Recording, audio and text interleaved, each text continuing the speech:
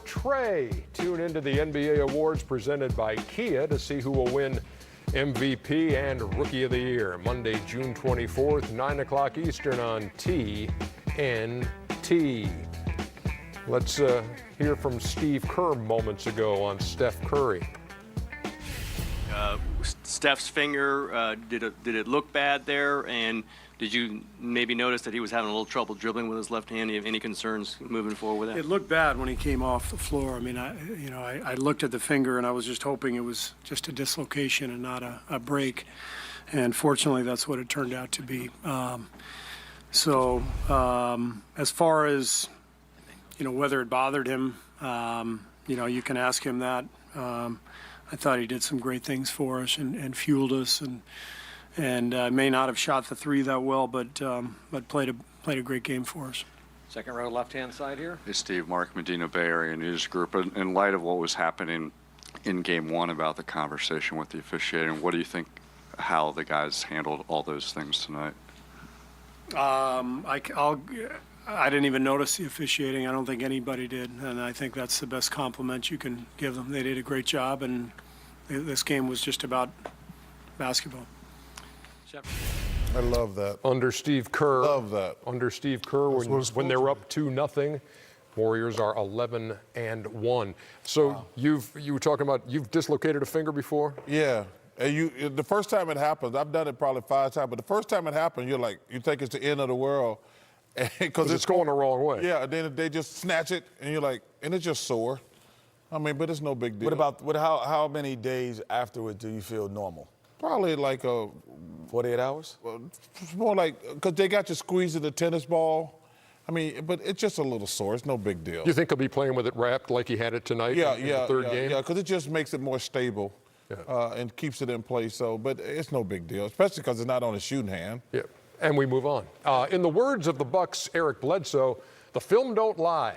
He and his Milwaukee teammates endured a video session of their 22-point home loss to the Celtics in Game 1 and came away knowing that the way they competed in the opener just isn't going to cut it in the Eastern Conference semifinals. Boston swiped the home court edge and remained the only unbeaten team in the playoffs heading into Game 2 in Milwaukee. Fiserv Forum, the site. Greek Freak, Kyrie Irving.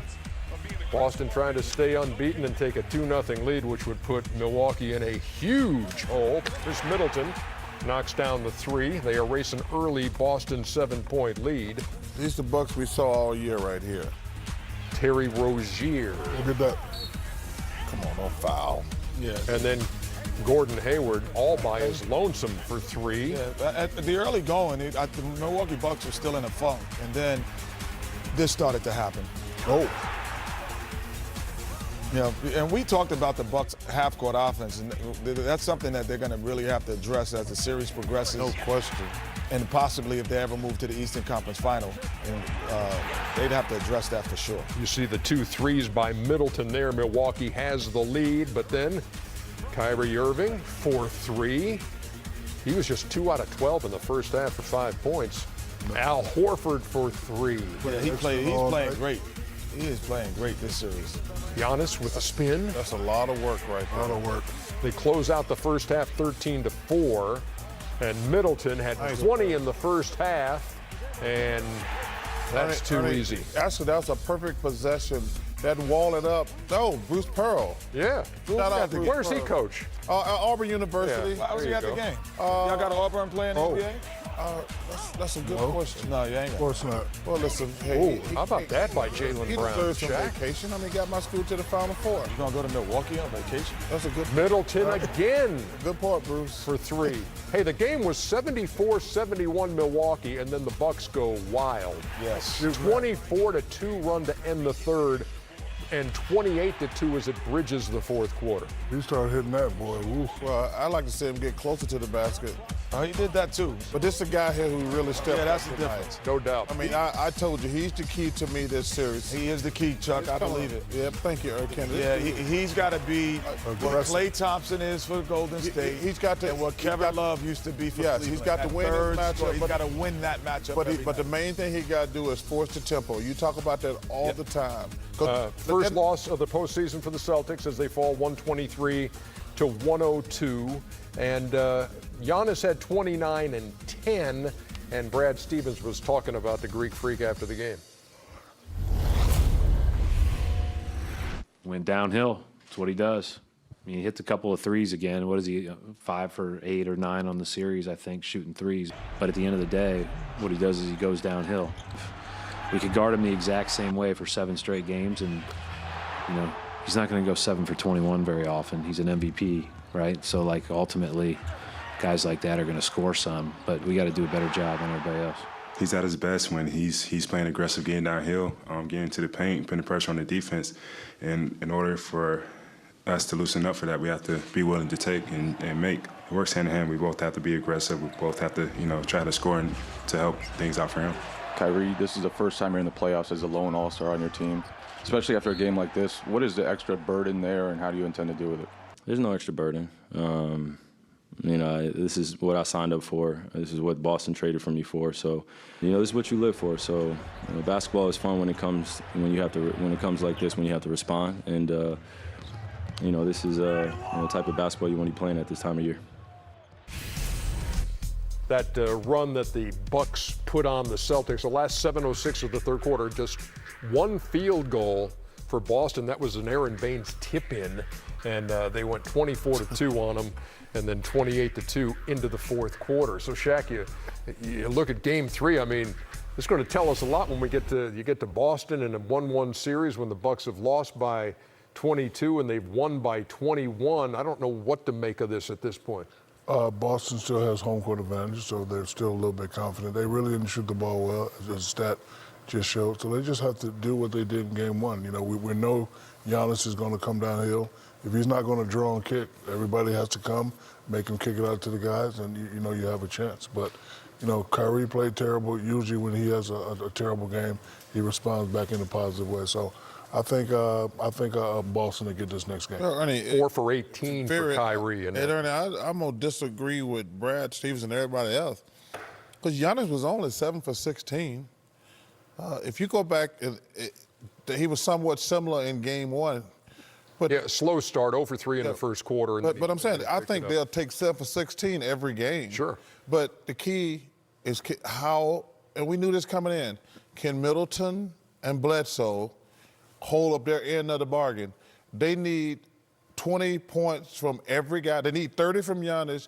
But Middleton and Bledsoe, to me, they're going to be the key. Yeah, if they can keep Freak to 7 field goals, which he had in Game 1 and in Game 2. That's not going to get it done. But those other guys played fantastic tonight. It should be easy for them to play in that, because every time he's coming downhill, the defense is collapsing. But they got to do it. They did not do it in Game 1, Shaq. And we just to see if their game will travel. But plain and simple. I believe that Malcolm Brogdon is coming back for Game 3. That was the reports. They were saying possibly. At the start of the series, they were like saying that. Yeah, we don't know for sure on that. If he comes back, that fourth person separated the Bucks this year. You know, they have, and he does what Draymond Green does. All of those little things to keep everyone in their natural position and doesn't put all of the pressure on Bledsoe to have to perform at the highest level. Because, you know, as great as Bledsoe has been at times, he also has been conversely on the end of the spectrum. So I think that it's going to be important for a guy like Brogdon to get back into the lineup to relieve some of that pressure for Bledsoe. Celtics and Bucks split in Boston in the regular season. Third quarter's been huge in this series. Boston 36-21. How was that? Boston 36-21 in Game 1. Milwaukee 39-18 in Game 2. Yeah. We just talked about that, Rick. We just talked about that. You ain't gonna get my cornbread. You get him to touch my cornbread, I'm gonna go on my second murder spree. I love it. We're gonna look ahead to Wednesday's single game in Denver when we come back.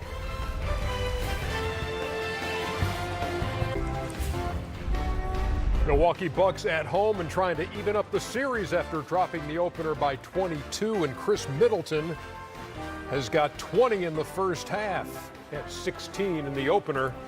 Milwaukee on top by 4. Good one going there at Fiserv Forum. It's the American Express halftime report. Ernie Johnson along with Kenny, Shaq, and Charles. here inside Atlanta's Studio J. The American Express teammates from the Milwaukee side. Chris Middleton with his 20 on 7 of 12 shooting. Giannis has 13 on 3 of 8. Been to the line for 10 of them. It hit 7. Talk about Chris Middleton, Chuckster. Well, the first first of all, half he's had. I've told you he's an all-star. He's played very well. But I've told you all along the key to the Bucks is going to be Eric Bledsoe. And we said before the series, you said he's going to at least have to hold his own. He's against got like he Kyrie. only had 6 points the other day. Yeah. Can't have that. But the thing he can do, he doesn't have to score a lot of points. He has to speed up the tempo of the game. Kenny always talks about what makes Steph terrific, Rondo in his day. They control the tempo of the game. The Milwaukee Bucks have arguably the worst half-court offense in basketball. You give the ball to this kid who's a hell of a player and say, score. Like, listen, 105, listen, I didn't go to class a lot in college, but 105 ain't gonna work. In no basketball, Michael Jordan couldn't score 105, Kevin Durant can't score 105. But to me, they've got to get Giannis the ball in better situations. Run a pick and roll. And what you do in a pick and roll, you force them to either switch or double and gives him an advantage. But if you just give him the ball and have him going 105, that's not going to work. Yeah, we've heard Marv Albert and Chris Webber talking about Boston building a wall against the Greek Freak. Building a wall is always a bad idea, America. Sorry. As great as Giannis is, at some point he's going to have to figure out when you're the focal point. Sometimes you got to do other stuff. Chuck's make great point right here. This is what he's been doing all year. He's going to push it and push it. But if you're going to play guard and you see that the defense is back, do something else. Don't try to spin because when you're in the playoffs, and this may sound weird, you don't want to, be able to score. You don't want it to be that hard. Chuck knows what I'm talking about. You want it to be effortless. You want it to be flawless. But right now, the defense is waiting for him. I'm actually surprised that Bud has not recognized this and. Call like a cross screen for him or pick and roll like Chuck has said. No question. Right now he's working too hard to get these buckets. But like I said, when you're the focal point, sometimes you got to do other things. You got a lot of shooters out there. Give it up, come down, and then get it later. You just can't dribble 1-on-5 and the defense is sitting there waiting for you. And then when you get it on the post, you got to go quick. If you get it on the post and turn around and face up, now the defense can set and see what you're doing. So he's going to have to. And how good has Horford been? Al Horford is the consummate pro. This game is simple. Never done anything that flashy, but man, he's done a great job. Timely offense and the defensive job. He's creating some problems. But he's not working hard to get his points. Yeah, but let me tell you this, though. He should not be able to guard Giannis one-on-one. Well, he isn't. They feeling that. I know that, but I'm saying everybody's saying he's playing great defense. Yeah. It's more bad offense. And I hate when Giannis brings the ball up the court because they're already basically playing a zone. That's a mistake. Yeah, you bring up Horford and you brought up Bledsoe. And, besides this being a three-point fest, the one thing that I noticed is what Kevin Love was for the Cleveland Cavaliers in their run and what Klay Thompson is. They're the third scorer. They're the scorer that wins that battle. They won that battle every time, and that made them the NBA champs. I see you, Ernie. I saw you leaning. I saw you leaning. It wasn't me. I see you. You're halfway out of your No, chair. it wasn't me. Hey, I see you. I was paying attention. Hey, look, I already whipped you. That's right, I don't me need too. to do it again. Nobody, remember, you're on a one-game winning streak. That's not a streak. Nobody's trying either. But this is early in the game. You have to win that battle when you're the third scorer, or whoever that might be. They have to win the battle. And early in the game, like you said, the last game he had 6 points. But the first play of the game, he is being aggressive, but basketball is about great decisions. Do you make a great decision while you're being aggressive? And no, he didn't. First play of the game, off to the races. I was worried about him. But then, freeze it here. It's like, am I going to not be aggressive now? Am I going to be nervous? No, Bledsoe says I'm not going to be that. I'm going to get to the rim. I'm going to make a better decision and get to the lane and finish it this time. But on the other end, we talked about Al Horford winning this battle. Freeze it here. He says, I'm going to stop. I see Lopez stop. Good decision. So I'm going to stay out for 3. No one's coming. No rotation from Bledsoe because he doesn't want to leave Kyrie. Boom, knockdown. Next time he says, this is basically the handoff is the same as the pick and roll. He goes, sets it again, frees it here. Now he looks and he says, oh, he's coming to help too much. Now I can dive. So the decisions that he's making is just great.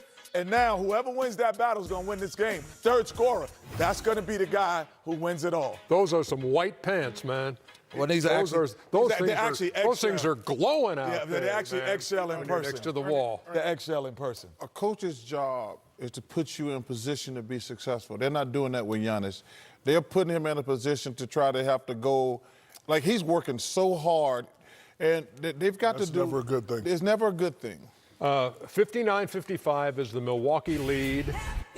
Isaiah Thomas celebrating number 58. Happy birthday, Zeke. Hey, Happy birthday, great Zeke. job. Great job today on television for the other network, Zeke. You were fantastic. You know what that's all about. Yeah. Happy birthday to the great Isaiah Thomas, the greatest little man to ever play the game. I agree with that.